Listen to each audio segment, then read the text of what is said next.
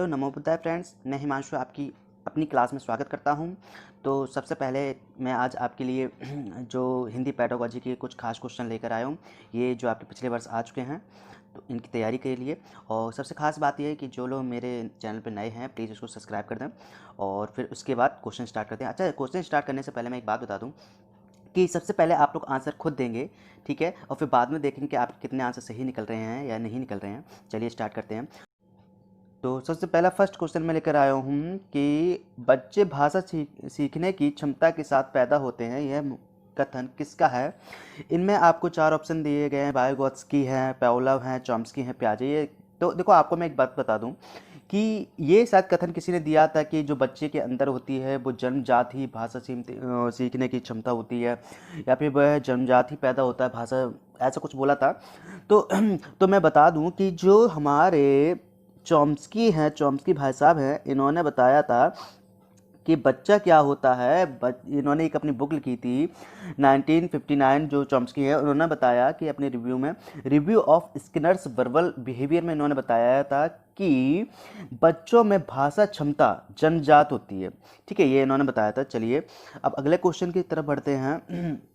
तो अगला क्वेश्चन बोला गया है कि एल एस बायोगोत्स्की के अनुसार भाषा चिंतन को निर्धारित करती है, चिंतन भाषा को निर्धारित करती है। तीसरा बोला भाषा एवं चिंतन एक दूसरे से स्वतंत्र रूप से विकसित होते हैं, और चौथा है भाषा एक अर्जन है। देखो, ऐसा तो नहीं है कि भाषा कोई किसी चिंतन पे डिपेंड हो या फिर किसी पर निर्धारित हो या फिर एक दूसरे पर निर्धारित, ऐसा तो नहीं है ना।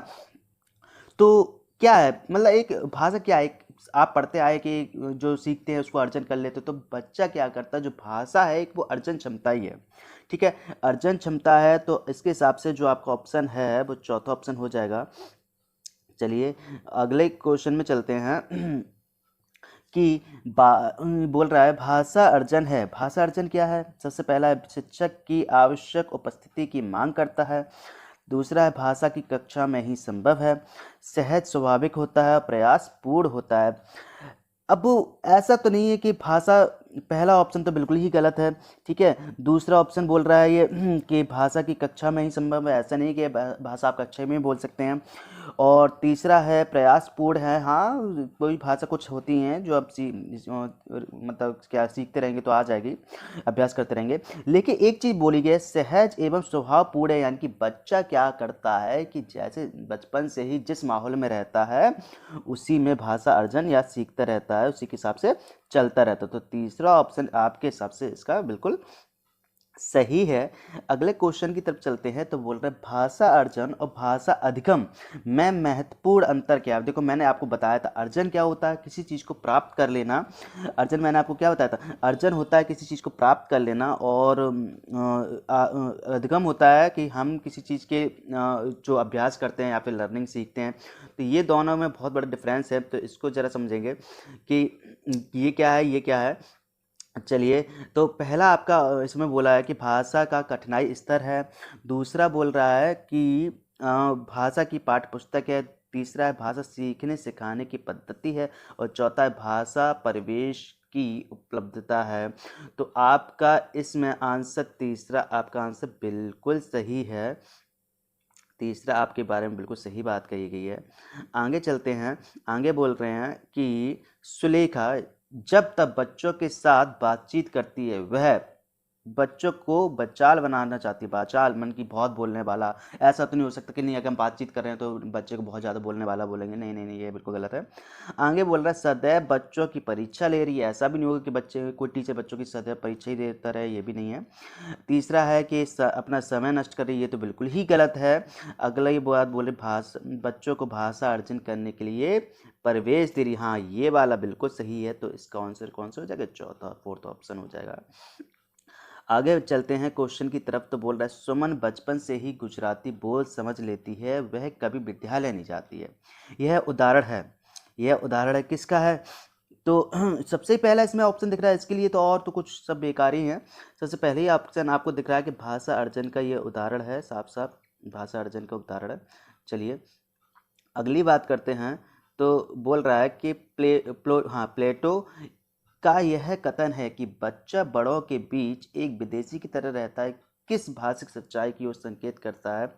हाँ, देखो प्लेटो साहब ने क्या कहा था कि बच्चा क्या होता है कि एक गेस्ट की तरह होता है। मतलब गेस्ट की तरह क्यों होता है? क्योंकि हम लोग वो क्या बोलता है क्या नहीं, हम लोग उसकी बातें समझ ही नहीं पाते। या फिर विदेशी मान लो, विदेशी की तरह है, जैसे हम लोग विदेश के लोग आते हैं, हम लोग उनकी बातों को नहीं समझ पाते, वो अलग अलग भाषाएं बोलते हैं। तो बच्चा भी क्या होते हैं, जब तक छोटा होता है, शैशवावस्था तक होता है या फिर 2 साल तक का बच्चा होता है, वो अपने मन में कुछ ना कुछ बोलता रहता है। तो हम लोग उनकी क्या करते, बातें को समझ नहीं पाते, क्या कह रहा है, उनका क्या मतलब, बस हाँ एक अंदाजा लगा लेते ये है क्या है, लेकिन वो बड़बड़ाते रहते हैं, कुछ ध्वनियाँ भी निकालते रहते हैं। तो यही बताना चाह रहे हैं। तो यही मतलब, तो इसके लिए पहला ऑप्शन दिया है, बच्चे अपनी भाषा में बोलते हैं जिसे बड़े सही सही नहीं समझ पाते हैं। चलिए आगे बोला, बच्चा बड़ों से उम्र में छोटा होने के कारण अजनबी बना रहता है। नहीं, ये बिल्कुल गलत है। बच्चों की भाषा अपरिपक्व होती है, ये भी गलत है, मतलब ये कह सकते हैं, लेकिन ये ऑप्शन नहीं है आपका। आगे बोल रहा है, बच्चों की भाषा के प्रति बड़ों का दृष्टिकोण संकीर्णता से परिपूर्ण है। नहीं, ये बिल्कुल गलत है।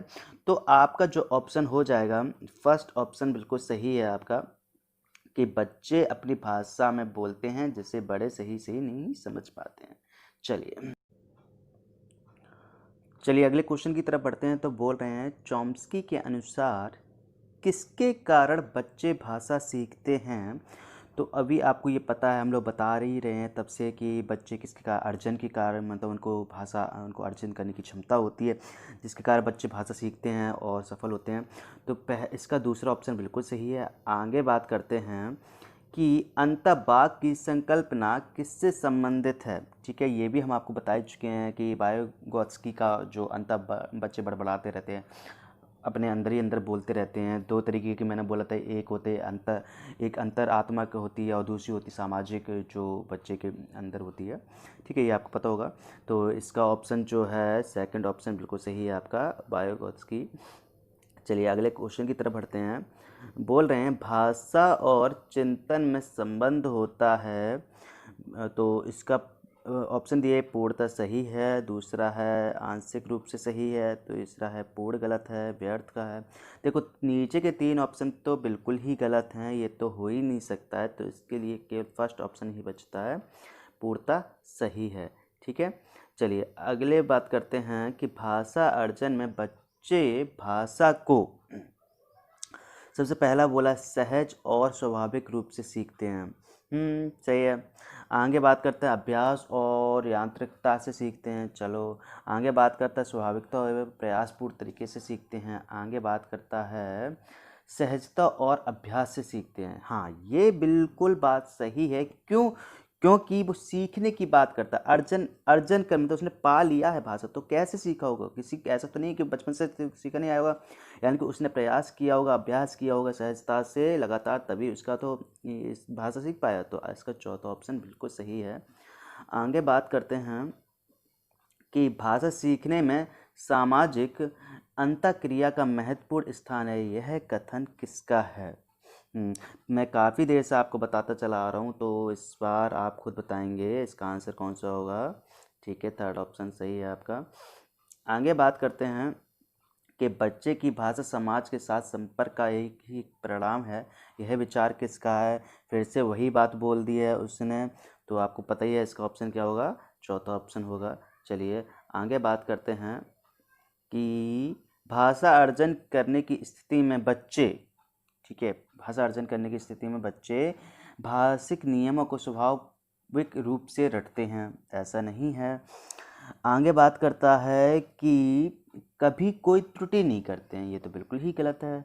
आगे अधिकतर त्रुटियां ही करते रहते हैं। ये भी गलत है। आगे ऑप्शन आपके भाषिक नियमों को स्वाभाविक रूप से ग्रहण करते हैं। हाँ, ये सही है आपका, कि जो भाषिक नियम है कौन क्या है, तो इसके बारे में वो सीखते हैं और उसको स्वाभाविक रूप से ही ग्रहण करते हैं धीमे धीमे। ठीक है, चलिए आगे बात करता है भाषा अर्जन के बारे में कौन सा कथन सत्य है?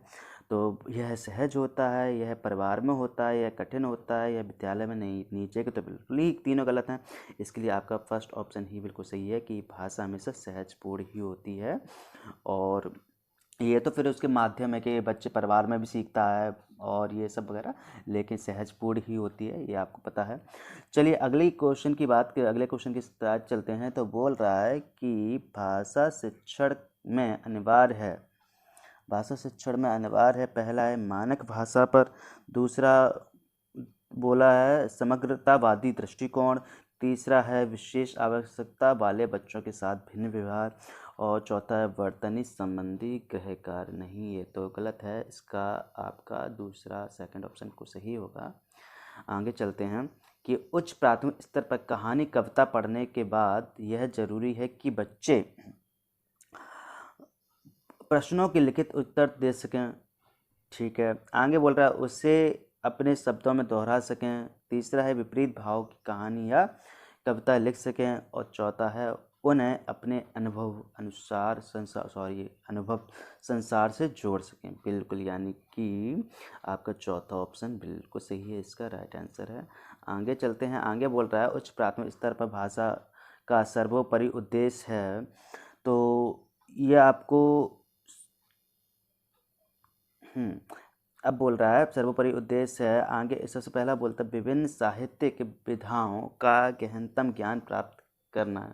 नहीं, सरकारी तौर पर तीव्र गति से पढ़ना। ये भी नहीं, भाषा के सौंदर्य शास्त्र से परिचित होना। ये भी नहीं है। आगे बात करता है निजी अनुभवों के आधार पर भाषा का सृजनशील इस्तेमाल करना। हाँ, ये चौथा ऑप्शन आपका बिल्कुल सही है। आगे चलते हैं कि बोल रहा है भाषा के संदर्भ में स्कूली जीवन का यह उच्चतम प्राथमिक चरण काफ़ी आपके दिए गए और बोध के विकास में दृष्टि से अत्यंत महत्वपूर्ण है। इसका ऑप्शन आपके हिसाब से हो जाएगा कि सौंदर्य बोध, साहित्य बोध एवं सामाजिक राजनैतिक। ये आपका बिल्कुल ऑप्शन सही है। चलिए लास्ट क्वेश्चन की तरफ बढ़ते हैं। तो बोल रहा है उच्च प्राथमिक स्तर पर भाषा शिक्षण का उद्देश्य है। इस पहला है व्याकरण के नियमों को कंटेस्ट करना। नहीं, ऐसा नहीं है। भाषा की विभिन्न संरचनाओं का यांत्रिक अभ्यास करना। ये भी नहीं है। आगे बोल रहा है सभी साहित्यिक विधाओं में लेखन की कुशलता विकसित करना। ये तो बिल्कुल नहीं हो सकता। आगे बोलता है भाषा की बारीकी और सौंदर्य बोध को समझने में क्षमता का विकास करना। हाँ, ये बिल्कुल सही है। तो आपके लिए ये ऑप्शन हो गया है। चलिए, तो मैंने आज आपको 20 क्वेश्चन पढ़ा दिए हैं। आई होप आपको समझ में भी आया होगा, आपके कितने सही निकले हैं ये भी आपको पता चल गया होगा, और तैयारी भी अच्छी चल रही होगी। तो अब यही है कि आप लोग मेरी वीडियो को शेयर कर दिया करें, लाइक कर दिया करें, और सब्सक्राइब तो कर ही दिया करें, ताकि मुझे मोटिवेशन मिले और मैं अगली वीडियो जो और ला सकूँ आपके लिए इसी तरीके की, ताकि आपका अभ्यास हो सके। ठीक है, तो अब मिलते हैं अगली वीडियो में। ठीक है, धन्यवाद।